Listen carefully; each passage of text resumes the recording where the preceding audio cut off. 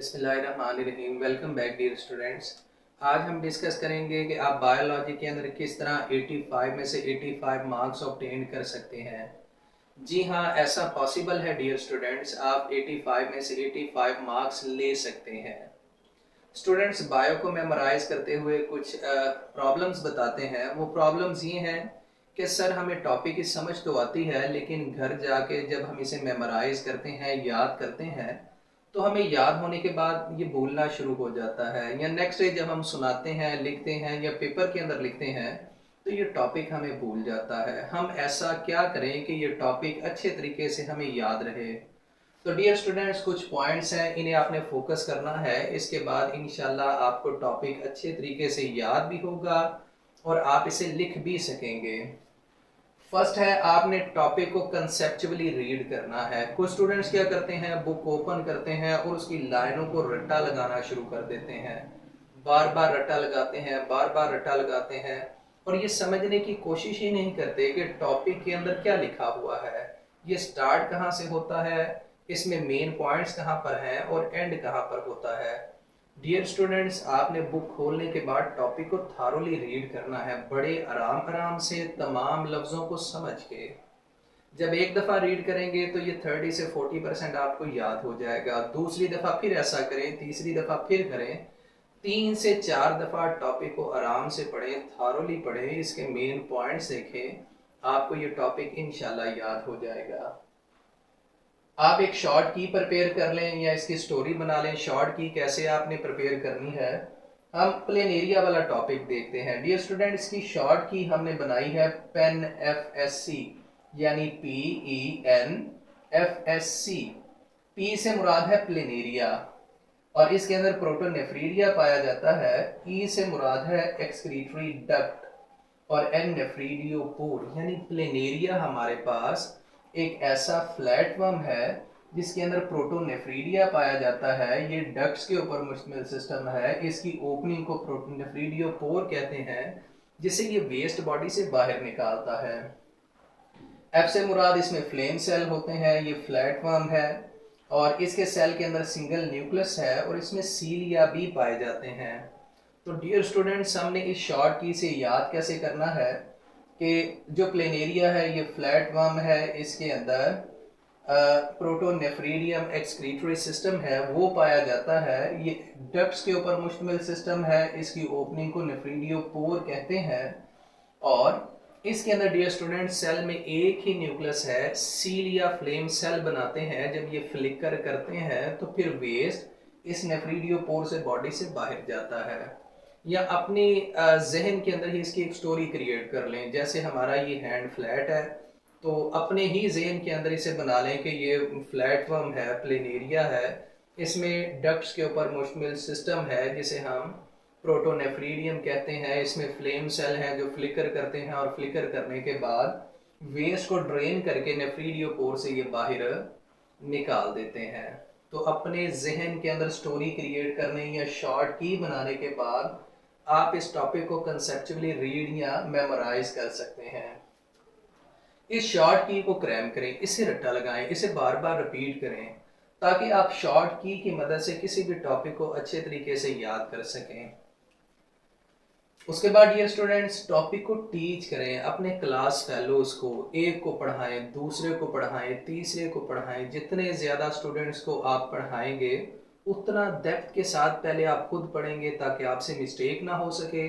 और जब बार बार टीच करेंगे तो बार बार टीच करने से ये टॉपिक बार बार रिपीट भी होगा। जो टॉपिक बार बार रिपीट होता है वो डियर स्टूडेंट्स आपको बोलता नहीं।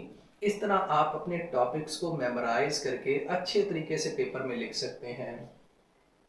स्टिकी नोट्स बनाएं। हर टॉपिक के ऊपर आपने जो स्टोरी बनाई है, जो शॉर्ट की बनाई है, जैसे ये पेन FSC वाली है, इसे टॉपिक के ऊपर चिस्पा कर दें, इसे लगा दें ताकि जब भी आप टॉपिक खोलें तो आपको स्टिकी नोट्स, छोटा सा एक नोट होता है, एक पेपर टाइप, उसके ऊपर की लिखें। आप वो देखेंगे, आपको पता चल जाएगा मैंने ये टॉपिक इस तरह याद किया हुआ है। शॉर्ट की जहन के अंदर दोहराएं और इस टॉपिक को रिपीट कर लें। ये टॉपिक आपको बड़ी आसानी से याद हो जाएगा। डायाग्राम्स के ऊपर फोकस करें डियर स्टूडेंट्स। बायोलॉजी के अंदर डायाग्राम्स और एग्जांपल्स ये बड़ी ज़्यादा इंपॉर्टेंट होती हैं। ख़ास तौर पे लॉन्ग क्वेश्चंस के अंदर डायाग्राम्स बड़ी इंपॉर्टेंट है, इनके मार्क्स भी होते हैं। इनकी प्रैक्टिस बार बार करें, इन्हें ड्रॉ करें, ड्रॉ करने के बाद लेबल करें। कुछ टॉपिक्स ऐसे हैं जिनकी डायग्राम अगर ड्रॉ कर लेते हैं और लेबल कर लेते हैं तो आपका काफ़ी हद तक ये टॉपिक क्लियर हो जाता है, आपको मेमोराइज हो जाता है। जैसे माइटोकॉन्ड्रिया की हम एग्जांपल लेते हैं। अगर आप माइटोकॉन्ड्रिया को देखते हैं डियर स्टूडेंट्स, तो माइटोकॉन्ड्रिया का स्ट्रक्चर जब आप ड्रॉ करते हैं, लेबल करते हैं, तो बहुत ज़्यादा पॉइंट्स आपके जो उस थ्योरी के अंदर लिखे हुए हैं वो डायग्राम के अंदर ही क्लियर हो जाते हैं। तो सबसे पहला डियर स्टूडेंट्स कंसेप्चुअली रीड करना है, शॉर्ट की या स्टोरी बनानी है, इसे क्रैम करना है, स्टूडेंट्स को टीच करना है ताकि आपका टॉपिक बार बार रिपीट हो। जो शॉर्ट की आपने प्रिपेयर की है इसके स्टिकी नोट्स बनाएं और डायग्राम्स के ऊपर फोकस करना है। ये तो डियर स्टूडेंट्स बात हो गई कि आपने टॉपिक को याद कैसे करना है, मेमोराइज कैसे करना है। अब टॉपिक को प्रेजेंट कैसे करना है। आपके पेपर के अंदर फर्स्ट क्वेश्चन में 17 एमसीक्यूज हैं डियर स्टूडेंट्स, ये आपने टिक करने हैं। शॉर्ट क्वेश्चन के 3 पोर्शन है। फर्स्ट में आपने 12 में से 8 अटेम्प्ट करने हैं, सेकंड में से भी 12 में से 8 अटेम्प्ट करने हैं और थर्ड में 9 में से 6 अटेम्प्ट करने हैं। अब स्टूडेंट्स क्या करते हैं कि पहले पोर्शन में से 2-4 शॉर्ट क्वेश्चन लिख लिए और कुछ दूसरे के इसमें मिक्स कर लिए। आपने ऐसा नहीं करना डियर स्टूडेंट्स। आपने हमने फर्ज कर लिया है, फर्स्ट क्वेश्चन स्टार्ट किया है और इसका क्वेश्चन नंबर 1 लिखा हुआ है, आपने इसे अटेम्प्ट करना है पहले और इसका नंबर वही देना है जो आपके क्वेश्चन पेपर के ऊपर दिया हुआ है। अपनी मर्जी से इसे नंबर नहीं देना कि 1 2 3 4 क्वेश्चन पेपर के ऊपर ये क्वेश्चन 1 है या क्वेश्चन 3 है तो आपने इसे पहले अटेम्प्ट किया है तो आप इसे 1 नहीं लिखेंगे, आप 3 ही लिखेंगे। यानी जो नंबर आपके पेपर के ऊपर दिया है आप वही लिखेंगे। एक लाइन को छोड़ना है, यहाँ से इसका आंसर आप स्टार्ट करेंगे, स्टार्ट करने के बाद यहाँ पर आंसर कंप्लीट होगा, फिर इसे एक लाइन छोड़ के अंडरलाइन कर लें। नेक्स्ट क्वेश्चन इसी में से आपने फिर अटेम्प्ट करना है, क्वेश्चन नंबर 2, फिर निचली लाइन से इसका आंसर स्टार्ट करें और लिखने के बाद एक लाइन छोड़ के इसे भी अंडरलाइन कर लें। फिर थर्ड क्वेश्चन डियर स्टूडेंट्स, इस तरह आहिस्ता आहिस्ता करके आपने 8 क्वेश्चंस कंप्लीट करने हैं और 8 के 8 वो क्वेश्चंस करने हैं जो आपको बेहतरीन तरीके से आते होंगे। फिर सेकंड पोर्शन भी ऐसे करना है, थर्ड पोर्शन भी ऐसे करना है। अब स्टूडेंट्स क्या करते हैं, सम टाइम पहले पोर्शन में 6 या 7 करते हैं, दूसरे में भी 6 या 7 करते हैं, थर्ड में भी 3 4 या 5 करते हैं और कुछ क्वेश्चंस को लॉन्ग क्वेश्चन के बाद लिख देते हैं। डियर स्टूडेंट्स आपने ऐसा बिल्कुल नहीं करना। आपने जिस पोर्शन के क्वेश्चन स्टार्ट किए हैं उसे कंप्लीट करने के बाद फिर नेक्स्ट पोर्शन की तरफ जाना है। उसके बाद सेक्शन 2 में डियर स्टूडेंट्स लॉन्ग क्वेश्चन आते हैं। 5 में से 3 आपने अटेम्प्ट करने होते हैं और हर लॉन्ग क्वेश्चन के 2 पार्ट होते हैं, एक ए और दूसरा बी, 4 मार्क्स के।